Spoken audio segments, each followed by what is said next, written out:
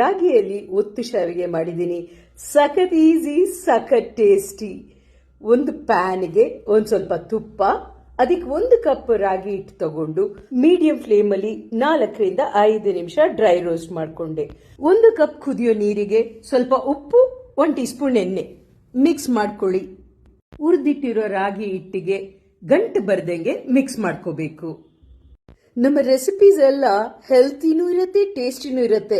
ನಮ್ಮ ಆಫೀಸ್ ಹುಡುಗಿರಿಗೆ ಬಹಳ ಬಹಳ ಇಷ್ಟ. ಗಂಟಿಲ್ದಂಗೆ ಒಂದು ಸಾಫ್ಟ್ ಪೇಸ್ಟ್ ತರ ಆಯ್ತು. ಚಕ್ಲಿ ಮೇಕರ್ಗೆ ಒಂದ್ ಸ್ವಲ್ಪ ಎಣ್ಣೆ ಸವರಿ ಇಡ್ಲಿ ತಟ್ಟೆಗಳಿಗೆ ನಮ್ಮ ರಾಗಿ ಒತ್ತು ಶಾವಿಗೆ ರೆಡಿ ಮಾಡ್ಕೋಬಹುದು. ನಾನಿಲ್ಲಿ 8 ರಿಂದ 9 ನಿಮಿಷ ಅದನ್ನ ಬೇಯಿಸಿದೆ. ಇದನ್ನ ಚಟ್ನಿಯಲ್ಲಿ ತಗೋಬಹುದು ಅಥವಾ ಕಾಯಿ ಹಾಲಲ್ಲಿ ತಗೋಬಹುದು. ನಿಮ್ಮ ಫೇವ್ರೆಟ್ ಕಾಂಬಿನೇಷನ್ ಏನನ್ನೋದು ನನಗೆ ತಿಳಿಸಿ. ಇನ್ನಷ್ಟು ಸಖತ್ ಈಸಿ, ಸಖತ್ ಟೇಸ್ಟಿ ರೆಸಿಪೀಸ್ಗೆ ಫಾಲೋ ಮಾಡಿ.